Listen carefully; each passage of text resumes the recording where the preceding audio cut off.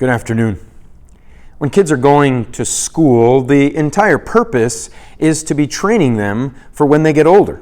They go through the years and they're building on their skills and their development so that the next year they can be better off and then they can take the next step in what they're going to learn in school. And every year builds on the previous year until they get to the end, the idea being that they become well-rounded, they become knowledgeable, they become educated on the things that they're going to need as they continue to go out into the world. And we always say, everybody is always saying, learning never stops.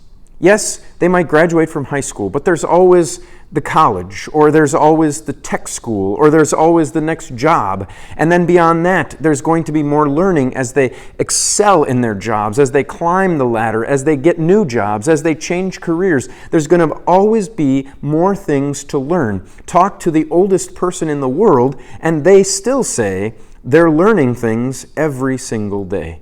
We can't ever know everything. We can learn, we can build on, we can improve. And that's the way our behavior goes too. We seek to do better today than we did yesterday, and tomorrow we want to be better than we were today. But that is never going to stop. God has made that clear to us. Because of our sinfulness, we can never achieve perfection this side of heaven. Living in this world is always going to be growth, always going to be looking to be better, but never achieving perfection. That's what Ephesians chapter 4, verse 13 says. 4:13.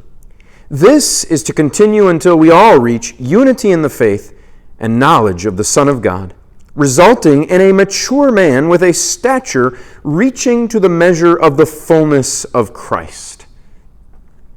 What Paul says there in verse 13 is not something that you and I are going to experience here in this world.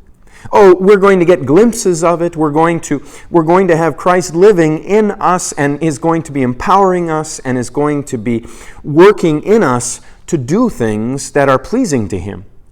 But we're not going to achieve this full maturity. We're not going to achieve this fullness until we get to heaven. But God promises it's going to come. God promises we're going to have it. There is going to be a time when we have unity in the faith and knowledge of the Son of God. It's going to be in heaven. While we're here, we're growing in this. While we're here, Jesus is teaching us this.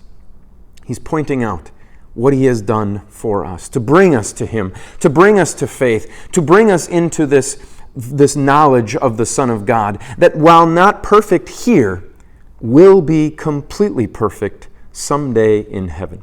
That is what we look forward to. Full unity and full knowledge of the Son of God, and then we'll have the measure of the fullness of Christ.